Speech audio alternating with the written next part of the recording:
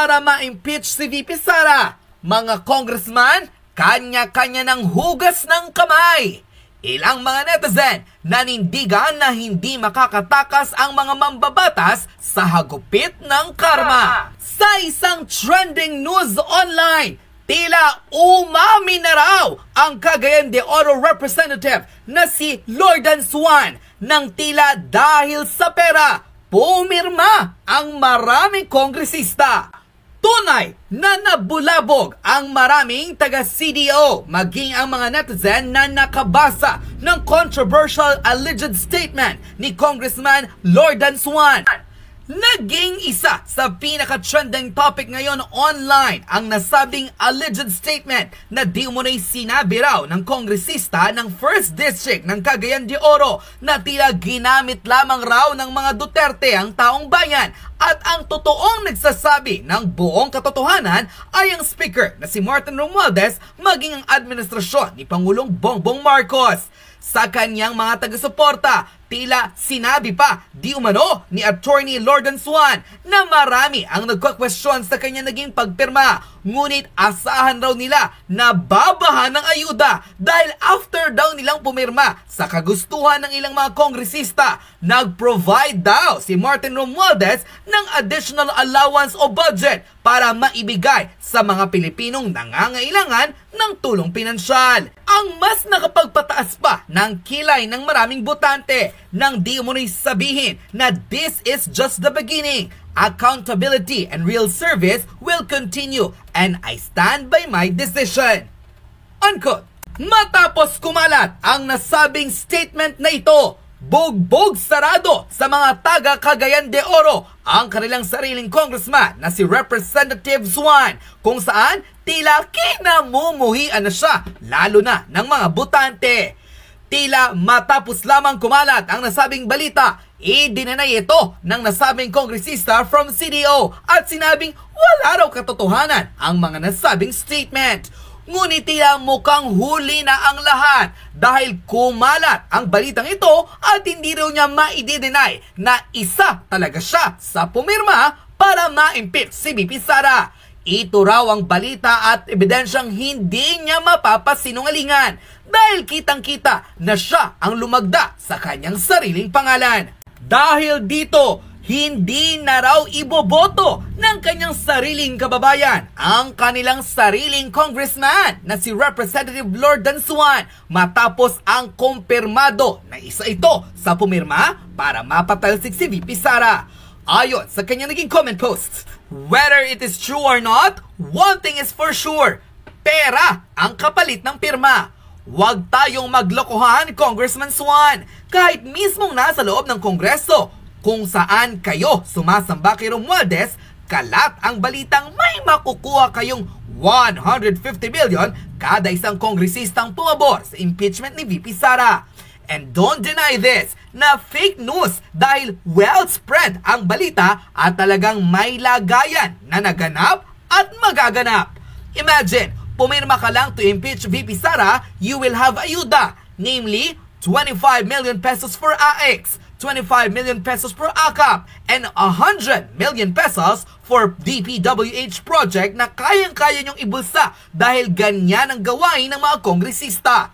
Oh well, don't tell a lie. Sa tagal na naming bumaboto, bilang lang sa Pilipinas ang mga taong walang bahid ng pangungurakot at pagkakaluklok sa pwesto. Majority, mga buwaya. Yung pastor nga na naging politiko, nagnakaw eh. Kayo pa? So please, huwag niyong sabihin sa amin na political process ang impeachment at ginagawa lamang ninyo ang trabaho as congressman. Tarantado! Trabaho pa rin ba ng mga congressman na ipangalandakan ang pangalan niya sa mga ayuda program? Ang pagiging bulag sa katotohanang kinukurakot ng mga politiko ang kaba ng bayan. Trabaho niyo pa rin ba ang manahimik? Sa bagay, sino ba naman ang makapagsasalita kapag punong-puno ang bunganga at halos lumangoy na sa dami ng pera? You, Congressman Suan and others who signed and impeached VP Sara, learn to number your days. Ang lahat ay may kabayaran. And this is only the beginning. People are pissed to politicians like you. Wala kang aasahang boto sa aming mga taga Cagayan de Oro Tingnan natin kung mananalo pa kayo.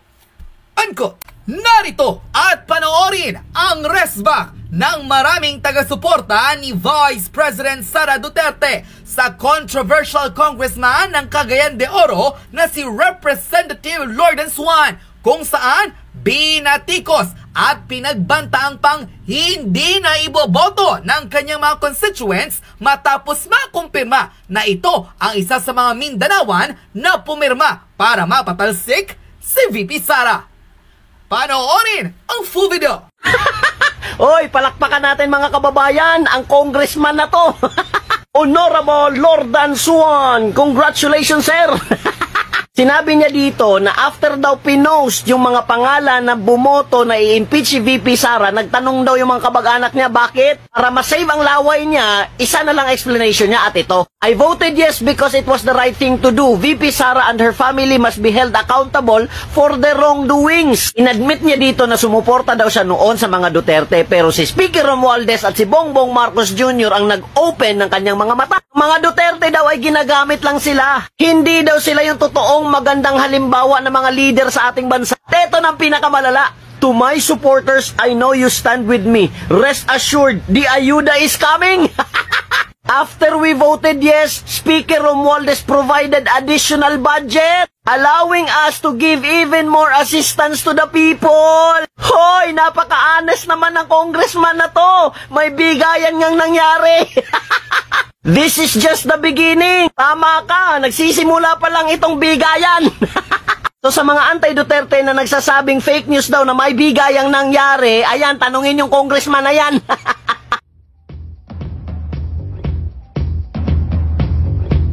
Guys, makinig kayo ha. Lourdes Juan, isa sa nag-yes para ma-impeach si Sara, kongresista.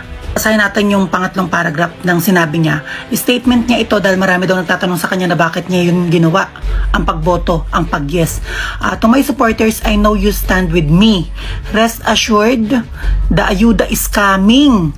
After we voted yes, Speaker Romualdez provided additional budget allowing us to give even more assistance to the people. My God, earlier today, may lumabas din na nagkaroon daw ng 150 million para dun sa 215 na congressman para bumoto ng yes. Tanong natin ha, kapag ba hindi sila bumoto ng yes, hindi sila bibigyan ng pang-ayuda or assistance para sa mga tao? Tama ang sinasabi ng karamihan na ang ayuda ay gagamitin para sa eleksyon, pambili ng boto, at nagamit na rin para bumoto sa impeachment ni Sara Duterte. Ang linaw ng pagkakasabi, after we voted yes, ibig sabihin naka-compromise yung 150 million. Bumoto ka lang ng yes para i-impeach si Sara. Kung ako isang kongresista, hinahainan ako na 150 million, di ba? Parang pinapainan ako na kumagat. Nang gusto kong instant money, ayan na. Pipirma lang ako, mag-yes lang ako. Bakit parang nakadikit yung pagbibigay ng ayuda kapag pumirma ka ng yes? Kapag hindi ka ba pumirma ng yes, hindi ka bibigyan ng pang-ayuda para sa mga Pilipino na taxpayer ng Pilipino mga ginamit dyan? Hindi ba dapat ang pagbotohan na ginawa dyan ay walang kapalit? Walang mapapaisip ka kasi may perang involved? Hindi ba dapat pinag-iisipan niya nang walang nangingialam? O yan, kitang-kita.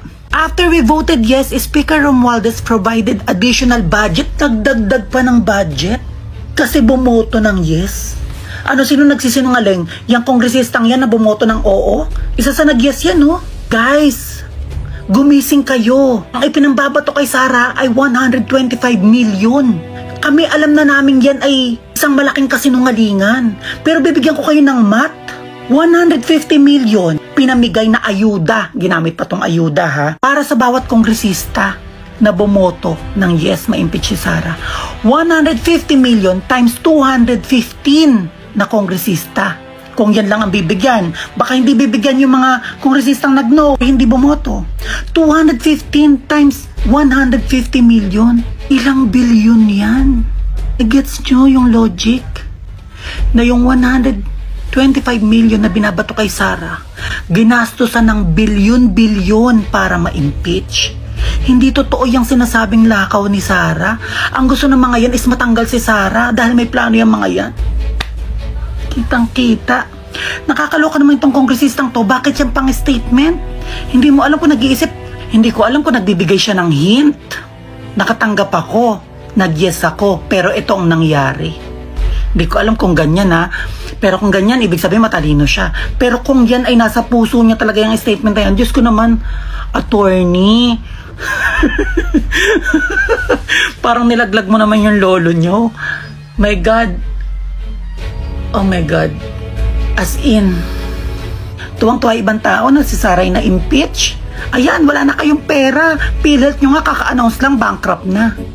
Oh, tapos ayan, ginawang ayuda, ginawang panuhol para mag-yes, ma-impeach si Sara. Nawala pa sa tuldok ng binabato kay Sara na 125 million. Mag-compute kayo, magising kayo sa katotohanan na yung pera nyo, ubos na, simot na. Ayaw nyo buksan yung mga mata nyo.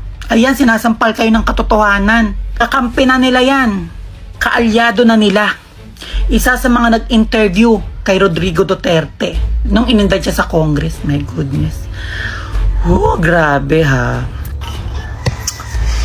Hello guys, ito yung reason kung bakit pumirma yung karamihan sa mga congressman kahapon sa impeachment kay VP Sara. Ito na sinabi mismo ng 1st District Cagayan de Oro representative na si Lord Dan Suwan. I will not call him honorable kasi hindi naman siya respeto talaga. But guys, yan, manang giingon, I voted yes because it was the right thing to do.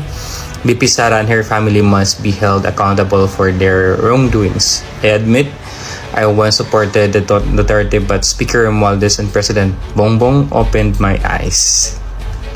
The third is clear. The Duterte were just using us. They are not the good leaders you once believed them to be. Then he added also, to my supporters, I know you stand with me. Rest assured, the ayuda is coming. After the voted yes, Speaker Romualdez provided additional budget, allowing us to give even more assistance to the people. This is just beginning. Accountability and real service will continue. I stand by my decision. So guys, ito na yung ebidensya na talagang nangyayari. May nangyayaring bayaran during sa pirmahan.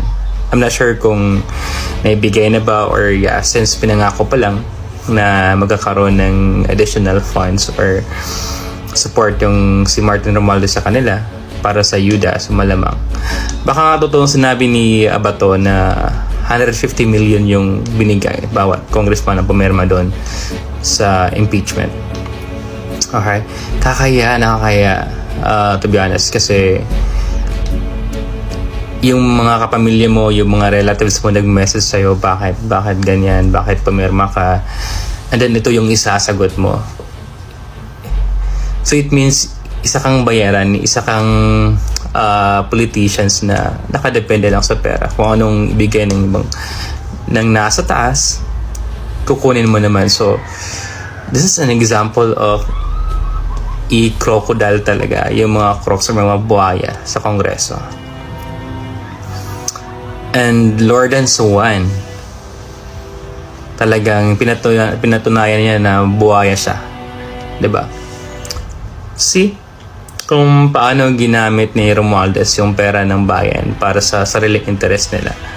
And guys, this is our taxes. Ito yung mga tax natin na binabayad sa kanila. When binabayad sa gobyerno na ngayon ay nandun na sa kamay ng mga buhaya. Tsaka si Romualdez pa yung lakas ng loob na mangako na ganito, bigyan ng ayuda yung mga sinumang pumirma doon. So imagine 215 katao yon, then bibigyan mo sila ng ayuda bawat isa. Sobrang laki siguro nun, di ba? So kung si VP Sara na impeach dahil sa confidential funds na ilang milyon lang naman, kung totoo man, pero hindi naman talaga totoo yun, to be honest, kasi may mga isinabit naman siya sa COA at saka wala nang nakitang mali yung COA. So mas malaki pa to sa confidential funds ng BP. So maaring ipa-impeach din yung mga palabas ng pera na ganito kalaki, di ba? So, mas maganda siguro na imbestigahan din to. Kasi nga, this is not a good example as public servant na nakadepende ka sa pera ng taong bayan din ngayon. Winawaldas mo sa kahit ano ng mga bagay na wala namang kasiguraduhan na magla-last for how many years. At saka yung akap kasi ayuda or ibang ayuda pa na sinasabi nila, hindi po yan long-lasting na ayuda talaga na may bibigay sa mga mamayan. So maaari kung pumayag ang mga to, baka may binigay pang extra para this coming election. So, kaya sila pumayag. Kasi hindi naman siguro sila basta-basta talaga pipirma kung walang ganitong kalaking halaga ang bibigay sa kanila, di ba? Nagulat ka na lang, sobrang daming pumirma. Nung nag-solicit ng signature si Franz Castro, wala namang agad-agad na ginawang pirmahan, di ba? Wala naman agad-agad na pumirma sa mga gusto ni Franz Castro that time. And then makita mo ngayon yung nag-file ng complaint sa impeachment, yung si Franz Castro andun na nga sa pinaka 100 plus na siya bago siya pumirma. So it means hindi siya yung kaunanahang talagang nag-push ng signature campaign that time. It was Romualdez and Sandro Marcos talaga, kasi siya yung nakauna sa signature campaign. So kita mo yan, guys. Then ano ba yung background ng Cagayan de Oro? Ano ba yung district ng Cagayan de Oro? Gaano ba sila ka-develop? Parang hindi naman nata. Kasi nakapunta ako once sa Cagayan de Oro. Medyo din doon. Talagang I don't know ngayon kung ano yung sitwasyon ngayon, pero hindi sila ganun ka-develop as Davao.